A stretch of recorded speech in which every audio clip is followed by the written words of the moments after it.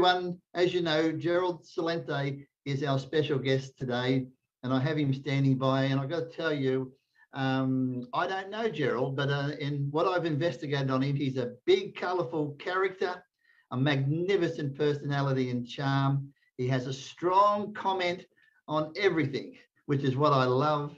And we have him standing by. Gerald, are you there? I'm here. Tremendous, Gerald. It's good to see you. Gerald, have you been to Australia? You know, I haven't. The closest I've got was to New Zealand. The government brought me over there in the mid-2000s to design a program and help them export more products. I was there for almost 3 weeks when I went over there, but I didn't make it to Australia. Gerald, you've got to your ripe old age of about 50 and you've never been to Australia. Oh my God, what are you thinking? I don't know. Well, you know, now it's not really the place I want to go to right now, to be honest with you. Well, we'll get to that, and I'd love to hear your comments. Gerald, thank you for being with us on your very busy schedule. I heard you interviewed the other day, and I just loved hearing your very colourful story of your life growing up, what you've achieved in business, and who are you? Who is Gerald Celente? I know who you are now because I've been watching all the videos of you, and I'm impressed. You're an impressive character. So come on, who is Gerald Celente? And I hope I'm saying it correct. Actually, my real last name is Celentano. Oh. Adriano Celentano was the Elvis Presley of Italy. I don't know if we're related. And, you know, they changed the names when they came to America, you know, with Ellis Island and all that kind of thing. But and by the way, thank you so much for having me. It is a true honor, and I'm very grateful and thankful that you're having me. I'm a blessed man, and I'm blessed by the parents and ancestors that I came from, and I couldn't hold a candle to them. You know, when they came to America, it was a very different thing. You know, the Italian Americans were very they weren't well liked at all. We were segregated in many different ways, and what they went through in life, you know, I had it easy. But I'm blessed because I'm a Napolitano born in the Bronx, and you know, Naples is different than the rest of Italy, if anybody's ever been there, because the port was the richest port for centuries, and many governments tried to conquer it. So we learned how to fight. And I was the smallest kid, you know, and in school, they used to put the smallest in the front, and I was always the smallest. And I learned how to fight right away as a kid growing up in the Bronx. You didn't go home crying. And you learn to be yourself. And my father, when he'd get angry with me, a couple of things I remember, but one was he'd say to me, "You little bastard, you think I'm yelling at you and telling you what to do because I want you to be like me? I want you to become yourself." And that's the age I grew up in. You know, I'm born in 46, right after the war. And I had brothers and sisters born in the 30s and grandparents in the 1800s. So I got to see and hear things. And then when I talk about things that were going on in the news, he'd say to me in Italian, "Papagallo, stop parrot. Stop repeating what everybody else is saying and think for yourself." I went to, after college, at graduate school, I was working in the city as a bartender. I really didn't want to go to work. My mother passed away at a young age, so I moved back to Yonkers, which is right north of the Bronx, to take care of my 2 sisters. And I figured I'd better get a job, you know. I really didn't want to. And there was a guy running for mayor of Yonkers. This is a city of almost 300,000 people. And I got involved in the political campaign. And it was chump change. I worked all my life. You know, I was a soda jerk. You know, I mean, I worked all my life, bartenders. And I got to the top right away. This guy's name was Angelo Martinelli. He became the longest running mayor of Yonkers. He started off, nobody knew him, and became the longest running mayor. And then I started working on political campaigns in Westchester County. And Westchester County is the richest county in America. I was so good at it, they were grooming me. They sent me up to Albany, which is the capital of New York. And I became the assistant to the secretary of the New York State Senate at 26. Greg, it was the worst job I ever had in my life. To watch grown men grovel to suck their way up to the top.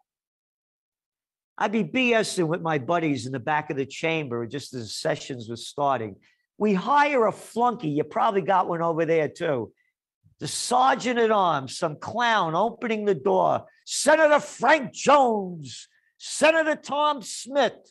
And my friends would leave me as we're BSing in the back, follow the senator to his desk. They got these big, beautiful chairs. They pull out the chair and help him to sit down. They come back and I say to the guys, hey, man, what's the matter? Cat can't sit down by himself. He needs some help.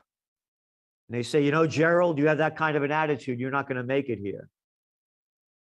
I said, that's not the way I grew up, man. My mother, may she rest in peace, before I knew what the word meant and a situation broke out, and she'd say to me, I hate cowards. And when I found out what a coward was, I wouldn't do that to disrespect my mother. Although I've done a lot of other stuff she wouldn't have been happy about. But, you know, but anyway, I quit after 1 year. I wouldn't stay there. But what I learned is how to run political campaigns. So I designed and instructed American politics and campaign technology and taught it at St. John's University. I was then hired by a major trade association. I was a government affairs specialist. I was in Washington, D.C. at 28 years old, staying at the Willard Hotel, putting meetings on at the Hay Adams, and killing environmental legislation at the top of the environmental movement. All I was interested in is getting to the top and making money. And I did. I became the #2 guy running the trade association, putting on concerts with, in taking over the Superdome with Dionne Warwick, feeding 800 people, the Atlantic Convention Center with Ella Fitzgerald. You know, I hit the top right away, and I started to grow up around 32. And I said, I can't do this anymore. But what happened was really changed me. Again, I was in DC, and the Iranian conflict was going on. And I've been reading about, you know, I love to read. I learned that, of course, my father as well. He used to buy the Sunday papers, and you couldn't talk to him for 3 hours on Sunday as he read all the papers to see what was going on. And I knew about how the CIA and the MI6 overthrew the democratically elected government of Mossadegh in 1953. Because, and you could, this came out in 2015. The only paper that wrote about it when they released the information was the Financial Times. And about how Winston Churchill pushed Kermit Roosevelt, who was the great-grandson of Theodore Roosevelt, the president of the United States, who was the CIA and the MI6, to overthrow Mossadegh because Churchill said, we need that oil. He had the nerve to nationalize the oil, Mossadegh, give it to the Iranian people and not Anglo-Iranian oil, better known today as BP, or Standard Oil, better known today as ExxonMobil. So they overthrew the government. They brought the Savak, the secret police, made the SS look really good. They slaughtered people. I'm reading about this over the years. So when the revolution broke out in the late 70s, and I'm watching millions of people taking to the streets, I said, oh, this thing is going down big and hot. But as everybody's learning to hate the Iranians, and this is how I became a trend forecaster. Jimmy Carter came back from visiting Iran, the Shah on New Year's Eve. And in those days, it was a big deal when the president went overseas. The helicopter would land. The guys in military dress, you know, salute. And Carter said, the Shah is the island of stability in the Middle East. And in the Bronx, we used to have a saying, bullshit has its own sound. I knew this thing was going down. So I started playing the futures markets. I said, gold and oil prices will go up because this thing is going to go down hard, and heavy. And by the way I'm a political atheist. Again, I've been there. I know what it looks like. I picked up Ronald Reagan at the Chicago Hilton, 1976. I'm 30 years old, put on a brunch with him and 16 of our board of directors. Got in a cab in those days with Mike Deaver 2 days before he's running against Gerald Ford. I was a major, a minor major, the guy that ran the UK over there. Been with princes, prime ministers, and presidents. I know what the deal looks like. So going back, what happens is the United States and these other countries that want to keep the dictators in place radicalize the movements by putting their pressure in and trying to stop it. That's how it became radicalized. But going back to how I became a trend forecaster, I put a $5,000 bet on gold and oil futures, 5,000 on each, and brought it up to almost $750,000. And I quit my job. And I realized current events form future trends. And I became a political atheist. I look at the world for the way it is, not the way I want it to be. I look at events for what they are, not the way I want it to be. And I make connections between different fields. So if you're just studying economics and you don't know what's going on around the world in so many different categories, you're out of touch. And again, the first book I worked on, actually, this is the first book I worked on. It was Natural Healing. 1984, I started working on it when nobody was talking about this. It was a Warner book about, again, nobody talks about natural healing. Get that vaccination. Don't get healthy. Take these drugs. Don't get in good shape. All that's a lot of crap. You got to get this. Anyway, that was the first book I worked on. And then trend tracking, far better than Megatrends Time magazine. Following that, Trends 2000, it became an international bestseller. I look at things for the way they are again, but making connections between different fields. And that's very important. So let go of your belief systems. They're worthless. And keep learning. There's a great quote. Watching television is a total waste of time other than to get the picture of what's going on. American people don't believe anything's real until they see it on TV. Richard Nixon. Very true. All right. So when you're watching television, all they're selling is the propaganda they want you to hear and listen to. I call them prostitutes. They're media whores that get paid to put out by their corporate pimps and their government whoremasters. And again, I used to be on everybody. Oprah, The Today Show, Good Morning America, BBC, France 24, all around the world. I've been there and know what it looks like. I got blackballed from all the media. They did a movie on this book that I did, what Zidzi gave Honey Boy. Zidzi is the Neapolitan dialect for auntie. There was a big TV show called Everyone Loves Raymond. The woman, Doris Roberts, played my Aunt Zidzi. Andrew Koss played me. You could get the trailer. The movie only went 15 minutes because Doris Roberts died 15 minutes into it. This is back in 2014. The trailer opens up where I'm on the phone. It's not me, but the guy playing me. And I'm saying to the producer, yeah, you tell him we're going to lose the Afghan war. I said that when the Afghan war broke out and got blackballed from everybody. Everybody. You're either with us or with the terrorists. You know, life has its ups and downs. I got hit really hard. I used to speaking all over the world on every blackballed. How dare you say we're going to lose? You could see the video, Zizzy, Z-I-Z-I, and Honey Boy. Google it in, trailer. Anyway, I came back when they did an interview with me, and I had forecast the panic of '08 in 2007, took the domain name out.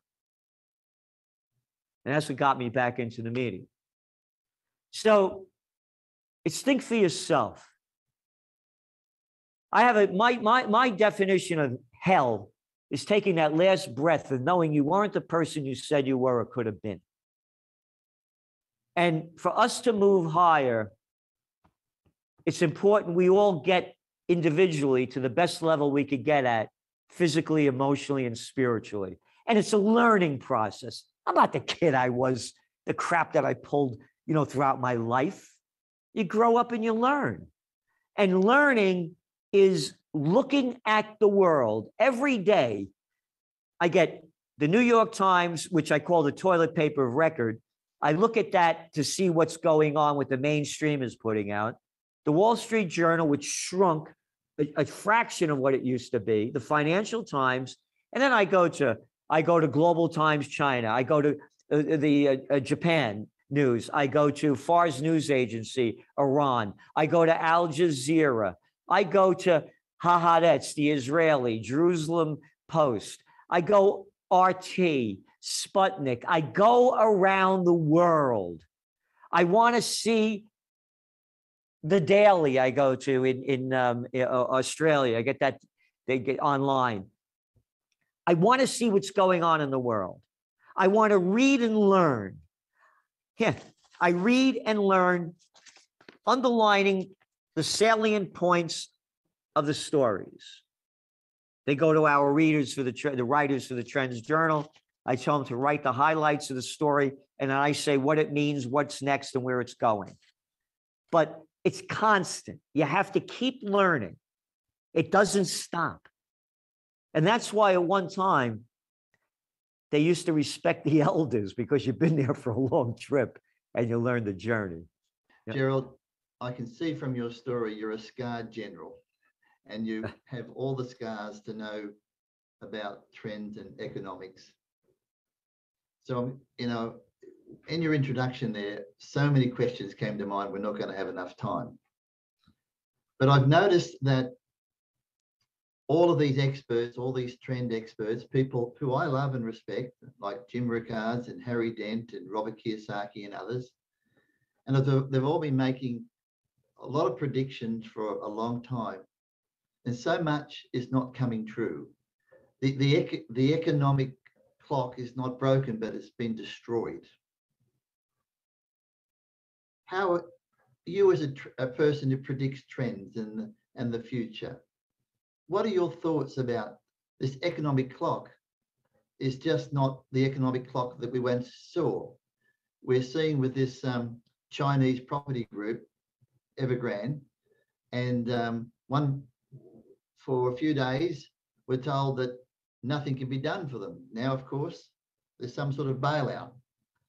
And this will obviously stop any great fall in the share market, because what's happened in China had all the hallmarks of what happened in the GFC back in 2008. But it's been halted because the right people have stepped in. How do you see the future now with all this change in the natural economic clock? It's no longer the natural economic clock. How do you see the future? Well, the future I see on the whole is very bleak in so many ways. As investors, what do you invest in? Look at merger and acquisition activity. It's at an all-time high. When I was a kid, they had grocery stores, stationery stores, hardware stores, drug stores. Now you have drug chains, hardware chains, supermarket chains. Everything is getting big. So if you're an investor, again, it's not what you like, what you want, what you wish for, it's what is. It's going to keep getting bigger. The smalls are going out. Look at the numbers. In America, for example, median household income had the biggest decline in 2020 since they've been keeping records. The billionaires got $8 trillion richer around the world in 2020. So again, you look at it for what it is. Am I happy about it? No. But that's the game. Going back to the markets, yeah, it's, yes, a lot of us, get the thing wrong. I thought the markets would crash in 2012.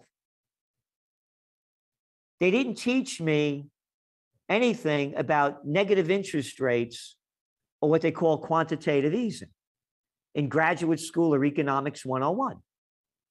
They're rigging the game. It's right in front of everybody's eyes. Mussolini, look up the quote, fascism, the merger of state and corporate powers. I'm not making that up. Oh, we're going to buy corporate junk bonds. Again, you can't make this stuff up. Too big to fail. The Federal Reserve, according to the Levy Institute at Bard College, dumped in $29 trillion. $29 trillion between 2007 and 2010 to bail out the banks. The whole game is rigged. You can't figure this out. Quantitative easing, buying up corporate junk bonds. This is not capitalism. It's over. And again, you go back. This is very important, by the way. There's a great website I would recommend people go to. It's called Wall Street on Parade. And Russ and Pam Martin, they did an article about 3 weeks ago. The dot-com bust, we wrote about in the Trends Journal, we had forecast in October 1999 that it would bust by the second quarter of 2000, and it did, March. Bush gets elected. We're in a severe recession. Severe recession. The NASDAQ was down 66% just before 9/11. And then they write, when 9/11 happened, the markets were crashing in the days before that. They were crashing out of the news. And the Fed went in and bailed out with trillions. Going back to where we are, how we got here, and what's next. Let's go back to ancient history. 2019. What was going on in Germany? They were fractions of a percentage of going into a recession. Look what was going on in America, September 2019, the repo markets. Oh, you mean with the Federal Reserve pumping in $7 trillion to bail them out? And before that, in 2018, Trump going berserk to lower interest rates, which they did because the markets were going way down in 2018, in October, November, December, and then they pumped them up. People forget this stuff. So going back and going forward, the whole game is rigged, and they are going to do everything they can to keep it alive. What's going to kill it are when interest rates go up. These are money junkies. They're getting the free money. Merger and acquisition activity, on and on. And now what does America only has? Look at the dollar. Why is the dollar up? How could it be? Oh, $30 trillion debt? Hey, what's going to happen to that $30 trillion debt when interest rates go up and you got to pay more on it? Look at inflation. Name the commodity. You're even looking at oil still hanging around $75 a barrel for Brent crude. Look at nickel prices. Look at uranium. Look at lithium. Look at steel. Look, keep looking. It's all there. Oh, it's temporary. Hey, wait a minute. You said it was temporary back in February. March, April, May, June, July, August, September, October, November. What's temporary? Again, current events form future trends. I was just reading before we got on the air. Today's Wall Street Journal. LA port backlog spills over. 73 ships waiting to get in. 73 ships. And then you keep reading. Before the pandemic, it was unusual for more than one ship to be waiting for a berth. And now take this global. And again, why current events form future trends and why you have to stay on top. I said the merger and acquisition activities at an all-time high. A little story over here. ConocoPhillips bets on Texas drilling for the long term. ConocoPhillips is set to become the second largest oil gas producer in the contiguous U.S. following, you ready? A $9.5 billion purchase of Royal Dutch Shell's PLC assets in the Permian Basin. Every day, virtually, stories of the bigs getting bigger. So when you're investing, follow the money. Is it what I want to see, what I want to do, what I like? No, but that's where it's going. And also, all this stuff about climate control, this and that, look what they're betting on. It's going to be a long time before that happens. Think about the discovery of electricity and gas, and we're still burning more coal. And how many hundreds of years is it later? So it's not going to be that quick. The same thing with electric vehicles. Until they come out with a better technology than the battery that's been invented in 1800, you're not going to see a big explosion of it. You have, in the United States, what do we have? 4% of the vehicles are EVs. Gerald, the world economy has been hit with a plank of wood on the side of the head that should have knocked their head off, being COVID-19. But this COVID-19, the economy is walking through it. Here in Australia, when we said that real estate should have come down, is still white hot. There is no signs of any major depression. The economy goes on. The rich get richer and the poor get poorer, but life goes on. We now have all these people working from home. We've been in lockdown here for about 15 weeks in New South Wales and something similar in Victoria, and that makes up, I don't know, two-thirds of our economy. Queensland's a bit luckier. But what's going to happen? I mean, people have got to come back to work. Maybe they're not going to come back to work. They're going to work from home. You've got all of this commercial real estate in Sydney, Brisbane and Melbourne, and there's not going to be bodies inside the real estate. It looks like a duck, it quacks like a duck. It's got to be a duck. There's a problem coming here. There's a problem, and they're going to do what they can to cover over it. Let's go back to what you said. All right. The markets, everything should have collapsed when they closed down everything. Should have gone. Right. But what did they do? They dumped in all this cheap money. Yeah. They're doing it in the United States. Another 3.5 trillion. They're just dumping in this cheap money, artificially propping it up. The bailouts. So the markets, yeah, they're red hot. Why are they red hot? Oh, look at interest rates. They're nothing. Again, look at the European Central Bank. How many years has it been negative interest rates? What, since 2010?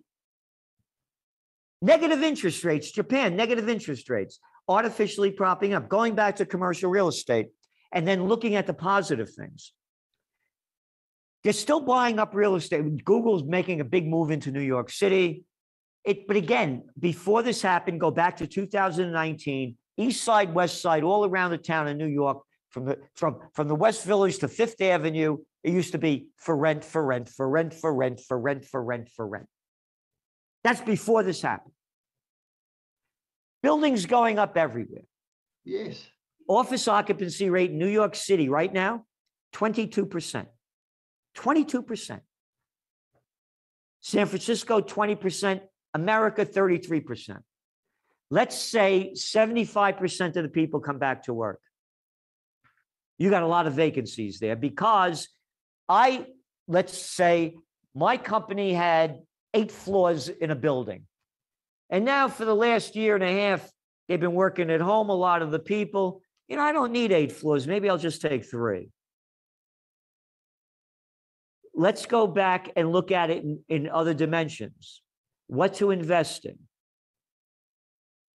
Yes. This is just going to be the beginning of online working. Who would have ever believed this would have happened? And bigger than that, online education. I wrote about this in Trends 2000 in 1996. Interactive view. This is when the internet's brand new. It came out in 96. I wrote the book in 94. And India is the big country to look at where the advancements are. You're looking at college enrollments declining all around America, and they're going to decline all around the world. More people are going to be learning online. Think about it. I can get the best of anybody in any field that I love by going online rather than going to a school where you got a teacher. Same thing with public education. More and more people are going to be going online. Online learning, interactive education is going to be the biggest change of society. It's been waiting to happen. The education system we have was invented by the Germans during the beginning of the industrial age, the Weimar Republic. To get people used to make their own things. It became industrialized. And what happened? You had to learn how to read, write, do math, and follow orders. That's the education system. We're in the 21st century. A new education system. It's going to be huge. And then when you get to virtual reality, when that goes to another level, you're going to feel like you're in the classroom.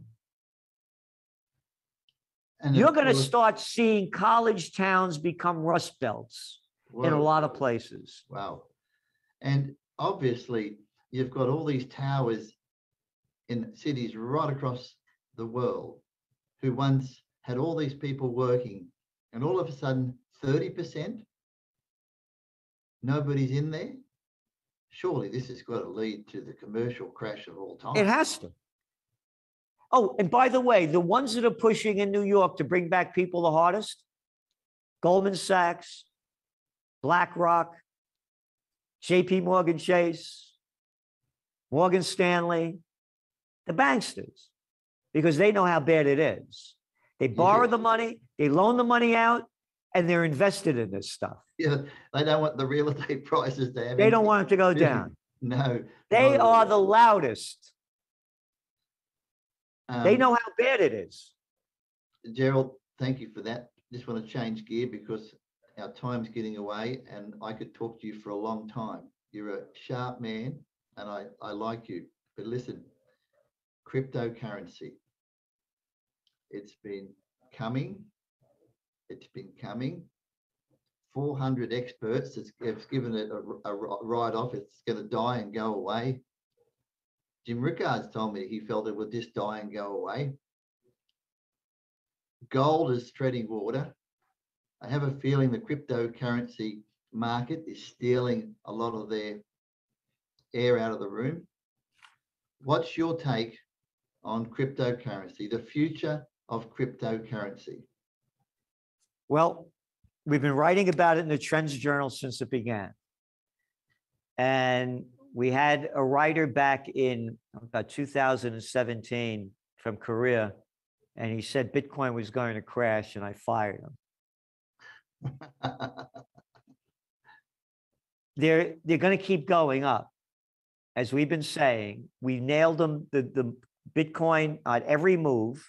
When it broke over 10,000, we said it was going to fly. After it was way down and it started moving up, and it has. We say the same thing over and over again. It's going to keep going up. The cryptocurrencies, there's a whole market of people out there that love it, going to stay in it, and going to keep going for it. It's their gold. It's new generation's gold. What's going to kill it, if it dies, are when the governments kill it. And if anybody doesn't think the government could kill it, once upon a time, not too long ago, again, another story my father told me. Of course, I didn't know about it then. I learned about it later. When I was about a teenager, he said to me, you know, back in the 30s, they turned in all the gold. You had to turn in all your gold in 1933. He said, I went over to your grandfather's house and he's packing up the gold. I said, Pop, what are you doing with it? He said, the president says we have to return it. We're bringing him. He said, don't bring it back. They took the gold at what, $22 an ounce? Once they got it all in, they brought it to $33 an ounce. Again, can they stop it? My 9/11 story, very brief. USA Today, when it was a big paper, used to run my top trends every year. And in 2000, December, just before we come out with them in December, just for the year ahead, the headline read, 2001 won't be our year, Trendseer says. And I warned that a wave of anti-Americanism was sweeping the globe and Americans wouldn't be safe at home or abroad. 9/11 happened several months later. I'm watching TV, CNBC, the guy says, well, we got to break away. It seems like a plane hit the trade towers in the city. It's no big deal. Let's not get excited about this. I used to do a lot of hot air ballooning, and I know it was a perfectly clear day that day. I'm flying small planes for years. Nothing hits this thing by accident.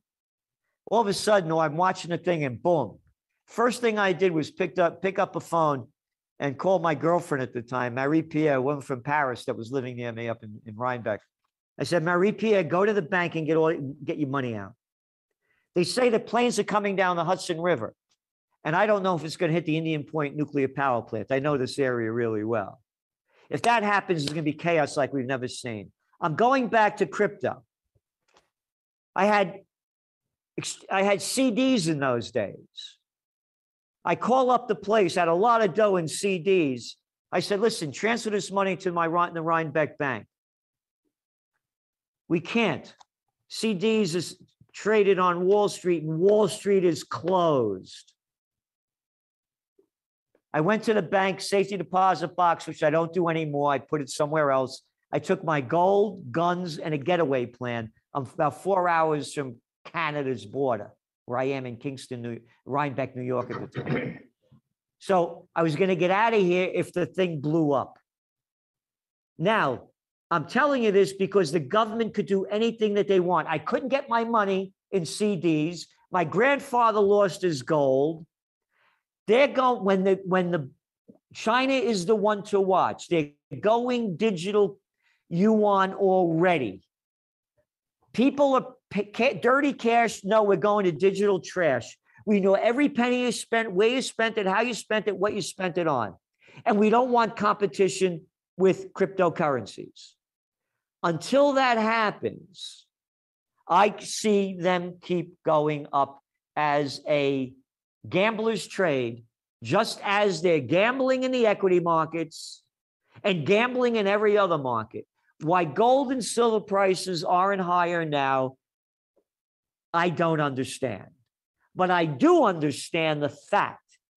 And the fact is a criminal organization called JP Morgan Chase that was convicted of 5 fraudulent acts, rigged the precious metals market, and in 2019, they got a slap on the wrist and had to pay a $900 million fine.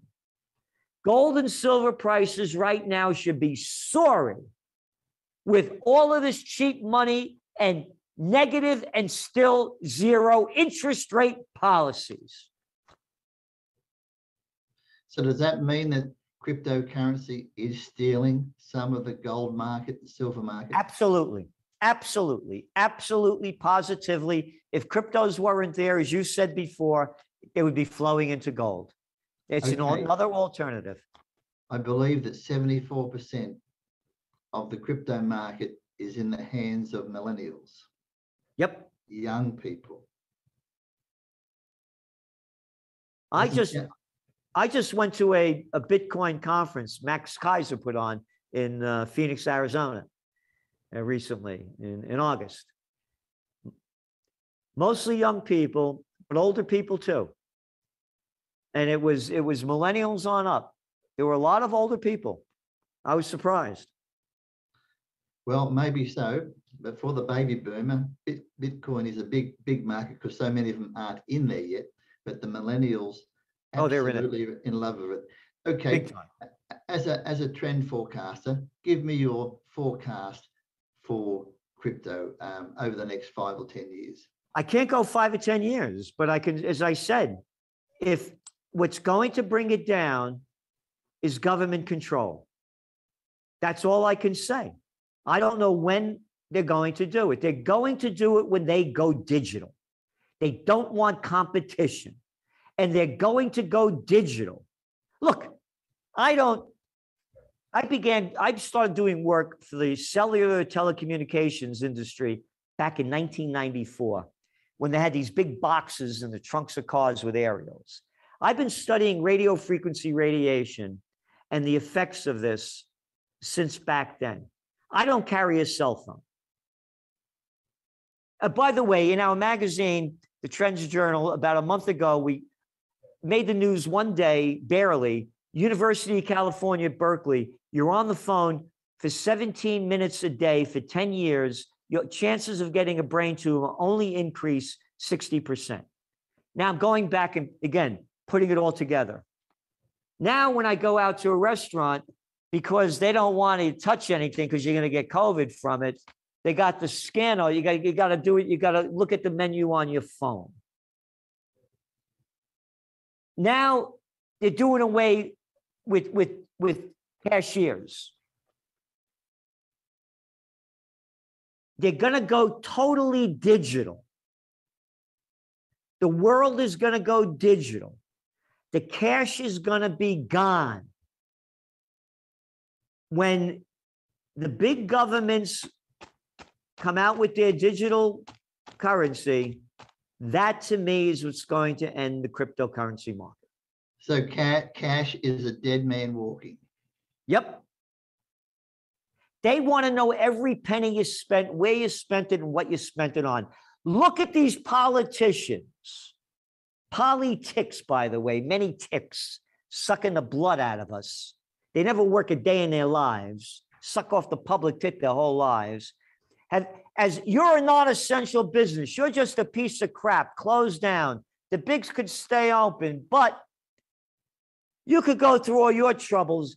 Have any of these politicians taken any wage cuts as they cut out all our business? No. They want every penny that you got. And so what they're going to do is they're going to go digital so they can get all the money they could steal, because the whole global economy is going to go down. It's going to soften. It's going down. There's going to be a crash at some point. It was going down before this happened in 2019. Look, there's an old saying which has always been around, that when America sneezes, the rest of the world catches a cold. Gerald, who are the bad guys here? Who are you worried about? Who is it out there that you are suspicious of in this big calamity that could happen? Oh, the whole thing. I mean, the banksters, number one. Oh, look at the junk bond market. All right, the junk bond market right now, it's at higher than 2008 levels. Oh, what happened in 2008? Who the hell would be buying junk bonds like this? I got to get some interest. I got to bring my interest. I got to get more money in. It's the banksters. That's the ones that they're running the show. There's this thing about this fellow by the name of Jesus Christ. He makes a whip. You couldn't buy him at Walmart in those days, and drives the money changers out of the temple. Who are the money changers? The banksters. 3 days later, man, the guy's on the cross. You don't screw with the banksters. No. And that's what's going on. The whole game is rigged. Look what's going on in America with this guy Kaplan and Powell and all the Fed guys that have been playing the markets and making tens of millions of dollars, probably hundreds of millions of dollars. They're caught playing the markets. The Feds, The feds. And again, they're not federal. There's Federal Express, private banksters. And who's running the Treasury of the United States? Oh, if only a woman was in charge. I would stop with that baloney. Men, women, black, white, green, yellow, good and bad comes in all of them. Oh, Janet Yellen, where was she? You mean the person that's running America's Treasury was the head of the Federal Reserve? I mean, grow up, everybody. The game is rigged. I think you're right. And of course, for your prediction of going high tech, really, the way the world is set up, it's just a pure sidestep to be ready for it, isn't it? It's just a move to the right. That's it. And we can go down that corridor. We can go down that rabbit hole in a heartbeat. Look what's happened. Who would have thought in December of 2019 that the whole world would have changed in 2020? You're locked down. Don't forget to wear these masks. That says on the box over here that these masks do not eliminate exposure to the risk of any disease or infection. I mean, look at this stupid crap. When you're in a restaurant, you could sit down and eat and drink without the mask on, but when you stand up, you got to put the mask on because that's when the COVID comes right at the height when you stand up. And when you're in an airplane, you could eat and drink without the mask on, but after you eat and drink, you got to put it on because that's when the COVID comes. Look at the shit they're making up. All right? They're making this crap up. When I was a kid, they had us hiding under a desk in case an atom bomb went off. I scared the hell out of me as a little kid. It's going to make a difference that you're under a desk and an atom bomb went off? That's the same crap they're doing. Going back, the whole world is in a entirely new zone of tyranny and madness like we could have never, ever, ever imagined.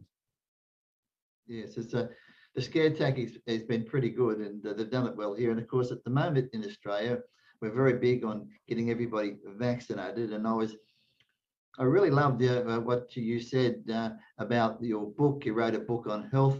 Oh my goodness, we wouldn't want to let Mother Nature have a chance of making us all healthy. Again, don't give her a swing. No. But you say, and I love what you said, and in one of your books, you said, hey, if you exercise, you look after your weight, you look after your health, get healthy, think about it, do what you got to do to stay healthy. It'll be amazing what happens in your life. That's pretty simple stuff, Gerald. Yeah. Let's go back to what, again, physically, emotionally, and spiritually. And it's a trip. I mean, here in the United States, I'm not making these numbers up. 78% of the COVID hospitalizations are obesity and type 2 diabetics and overweight. 78%. In Australia, what do you have? In 25 million people, yes, you have a little over 1,000 deaths in a period of 19 months. Yes. And the average age is over 80 years old.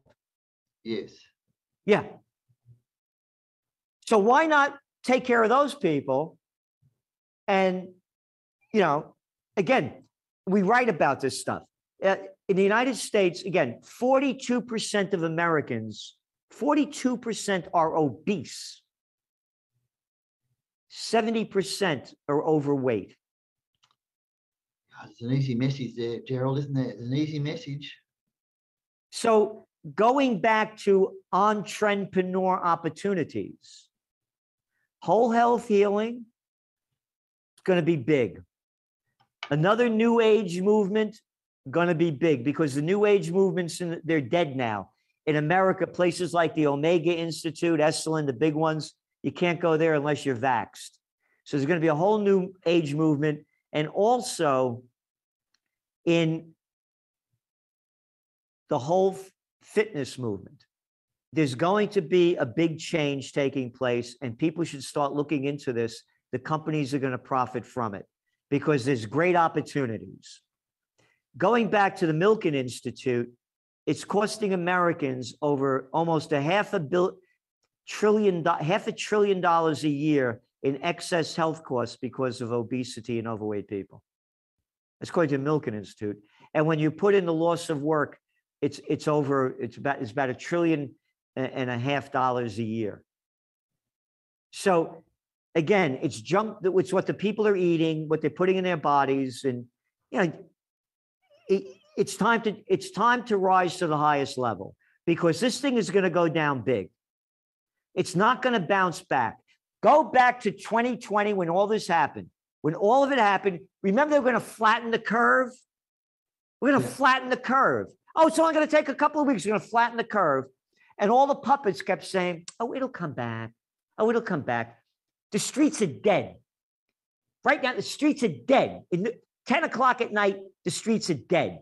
When I was a kid, they used to have these ads, these commercials or public service things. It's 10 p.m.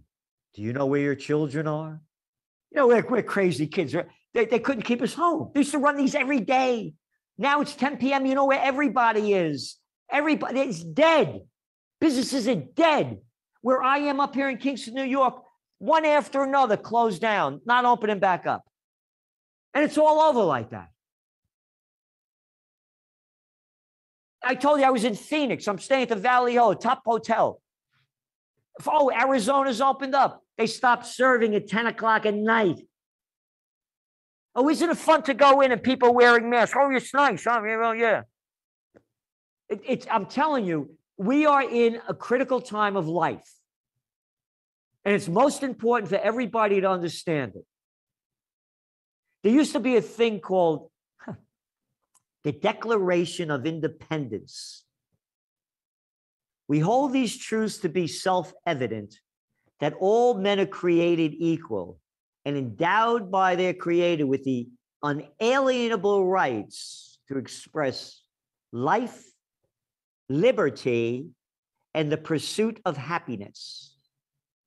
Happiness? Screw you! Get back in your house! What happiness? Who the hell are you? Liberty? I'm in charge. I'm in charge. You're a nothing. I'm little Danny Andrews. I'm little de Blasio over here in New York, the mayor. Warren Wilhelm Jr., by the way, is his real name. The little clown changed it to de Blasio to get the Italian-American vote. I'm telling you, Greg, we are at the most critical times of our lives, and everyone listening, do what you can to get in the best shape you can. Yeah, the fight's on. I love it. And by the way, you are right. Our premiers are having a wonderful time in the sun at the moment with their little power craze. It's quite remarkable. It's amazing.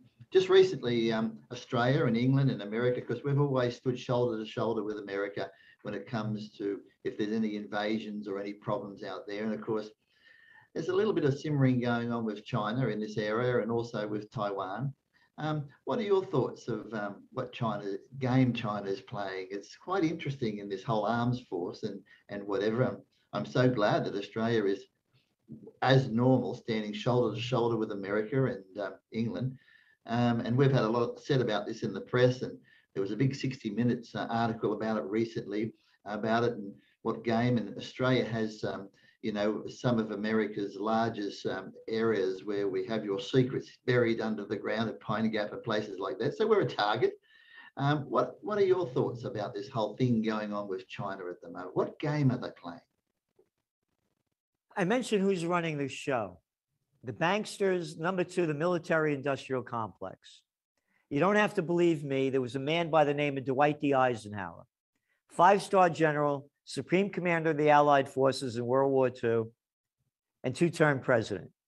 Listen to his farewell address on January 17th, 1961. You could Google it up. He warns the American people that the military-industrial complex, this is a general, 5-star, not like these little boy clowns today, a real man, hated war because he saw the destruction of it, ended the Korean War. He warned that the military-industrial complex is robbing the nation of the genius of the scientists, the sweat of the laborers, and the future of the children. This AUKUS deal they just put together, they should put an F in there instead of the AUKUS because it's FUCKUS, because that's what it is. This is just enriching the military-industrial complex. 8 submarines, what difference is it going to make? Oh, America just lost the Afghan War? Oh, before that, they lost the Iraq War, huh? Oh, you lost in Afghanistan, you lost in Iraq. Oh, you lost in Vietnam, you lost Korea. You're going to beat the Chinese? No way. Here's the sad note. One of my top trends for 2021 was China 2021. The 20th century was the American century. The 21st century is going to be the Chinese century. The business of America has been war. The business of China has been business. The business of China is going to be war a lot later. We've been writing in the magazine, when they're ready to take back Taiwan, they're going to get it. Nobody's going to stop them. Who's going to stop them? If anybody tries to stop them, it'll be the war that when they asked Einstein, who knew a little thing or two about atomic bombs, they asked him what kind of weapons will be used to fight the Third World War. He said, I don't know. He said, but they're using sticks and stones to fight the fourth. These airplanes and stuff, this is antiquated crap in the hypersonic new age. I was the keynote speaker, the only speaker at the launch in 2000 at Virginia Military Institute, New Millennium Warfare. What kind of weaponry they use. There's a saying that generals are always fighting the last war. These aren't the brightest cats on the planet. So this is just nonsense. It's just noise. And as we see it, unfortunately, China is going to be taking over big time. Look what happened. I used to be on Hong Kong TV in 2019 when all the protests were going on. They had me on all the time. And I'd be talking to the reporter, the guy that on between breaks and before I went on. And I said, listen, what's going on? Mr. Celente, we're going to keep fighting. We're not going to let the Chinese take over. 7.5 million people in Hong Kong, 7.5 million. 1 million were taking to the streets, 1 million. In America, you can't get 1 million out of 332 million to take to the streets. 1 million. Let's go back to 2020, January. Happy Chinese Lunar New Year, the year of the rat. The COVID breaks out in Yuan. Chinese New Year. The cover of our magazine, a week later, coronavirus, 106 dead in China. Our next line was 1.4 billion still alive. What the hell you tell me 106 people died from? What did they do? They closed down Yuan, they closed down Hong Kong. But game over. Security law put in place. Finished. We used to make fun of the Chinese for wearing these masks, for locking down. The Chinese way you will obey. And that's what we have today. And unfortunately, we see China again. I keep going on. Bill Clinton. Seattle, Washington. You cannot get a more liberal place, 1999. The Battle of Seattle. People forgot about this. About 50,000 people took to the streets to protest the World Trade Organization meeting in Seattle. They were bringing China into the World Trade Organization. And then they had these agents provocateurs, like they always do, like you well know, smashing a couple of windows, all dressed in black. You can't see who they are, throwing a couple of Molotov cocktails. That was all the news. The news wasn't about 50,000 people taking the streets to stop China from coming into the World Trade Organization. Not a word, not a word. Look at China's GDP before they come into the WTO. It's like this. Come into the WTO, skyrockets up. They sold us out. The manufacturers brought everything to China. Oh, and you can't be an owner of it, only 49%. And they couldn't make crap. And we gave them everything. Gave them everything. Mm. So what you're saying is China want economic power. They want to take back Hong Kong. Nothing will stop them. They got it already. Then Taiwan is on their hit list. Will then they be happy? Will they be interested in any other war with America, Australia? They're interested in making money. They're interested in making money. They're interested in making money and power. And the governments are going to go the Chinese way when the Chinese give them opportunities. Look at all the ports they've taken over around the world. The biggest one in Greece, in Italy, all over. Look what they're doing now with the Belt and Road Initiative. That they got the trains going from China to Europe. I read about before about the port problems. Oh yeah, we're going to send it by land, and that's what they're doing. So no, it's money. When will it change? I don't know. But right now, and China, and look, how long? I mean, you're talking about the Evergrande thing over there. I mean, the housing market is so overblown in China for so many years, skyrocketing. There's going to be a big correction there too. It has to happen. But the government is in full control. Full control. And they'll do everything they can to make sure it doesn't crash. Well, there's no doubt about it. Their president is making it very, very clear that he is in charge. Yeah, total. And the people of China are suiting up and following his command as big as ever than what was before. And Gerald, it's been great. We've been going for an hour. I could talk to you forever. You are so informative. I like it. You've told us great things that we should know about, like cash is going, tech changeover, online learning. I mean, these things are obvious, but I like the way that you say it, because you say it with clarity, and it's wonderful. Is there any closing comments you might want to talk about the how we see the world in the next 5 years? And I know as a person that forecasts trends and whatever, you've learned to put your thoughts in your pocket over the last few years, because they've been printing so much money. You can't trend, or you can't predict, you can't forecast anything, because they just keep doing it. They pull another rabbit out of their hat, and it makes economists look stupid.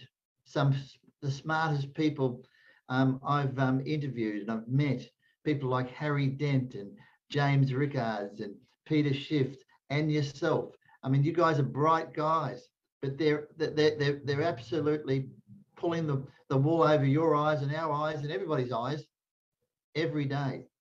So what do you have to say over the next few years? What do we have to look forward to? And I know this is difficult because life is different now, but what do you see over the next couple of years? I see one of the things we keep hearing about, no matter where you go, the trouble of hiring people. And that's going to keep going on, because when this lockdown happened, it put a lot of people into perspective about, what am I doing with my life? Every time I go into one of the big chains, I'm very sad when I see the workers there, because I know they have no future. What are you making, $15 an hour? How are you going to live? And in the old days, and I said they used to have stores, grocery stores, not chains. Yeah, I'm going to work in a grocery store. I'm going to learn it. I'm going to learn stuff. I'm going to learn stuff. And then I'm going to open up my own. That's the way it used to be. It was the land of opportunity. Gone. Gone. We just wrote an article in the magazine gun sales in America among women is now 50-50 with men. My saying is prepare for the worst. If the worst doesn't happen and you're prepared for it, you lost nothing. If the worst happens and you didn't prepare for it, you're going to lose everything. I told you what happened with 9/11. I call it GC's 3Gs, guns, gold, and a getaway plan. I was out of here. Everybody's freaking out. I'm saying, if that plane hits that nuclear power plant, they're going down the Hudson River, and this thing's only 40 miles up the Hudson from where the planes are hitting the thing, it's going to be a whole different show. I'm out of here. And I'm telling, again, I don't give financial advice. I'm telling people prepare for the worst. And only speaking for myself. Gold, silver, and I play some of them. I've been playing the crypto since 2016. And that's a gambler's market, totally a gambler's market. But the other thing too, even though I said that when they clamp down on it, it's going to bring it down, it is. But there's still going to be that sub-level down there of people that want to get another one going that the government's not going to be able to get. So those things are going to keep happening. What we're going to start seeing is big anti-establishment parties being formed, secessionist movements. This thing is going to turn very ugly. They've divided the people like we've never seen before. And so it's not going to be a pretty picture. The dangers, the damage that has been caused by the lockdowns doesn't come back. What's lost is lost. It's lost. So the other thing they've done is they've instilled fear into people at levels we've never seen before. So hospitality, it's going to take a while for that to come back. They said it was going to come back this year.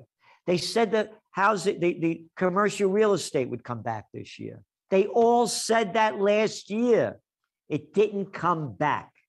And now with the demands for vaccine passports, there's going to be a big segment of society that's not going to be getting them. So that's going to be a lot less business. Gerald, our time is up. It's been a fantastic chat. You are different to all of my other guests. And I like that because you have such creative thinking. We do want you back again in a not too distant future. And we love to hear what you have to say. Thank you very much for making yourself available on the GoCo channel. And we look forward to hearing from you again in the not too distant future. Thanks for watching. If you enjoyed the video, please click on the like. Also, make sure you're subscribed to the channel. And also, lastly, click on the bell so you can be kept up to date with all the information coming in from the GoCo group. Once again, thanks for being with us, and we look forward to seeing you real soon.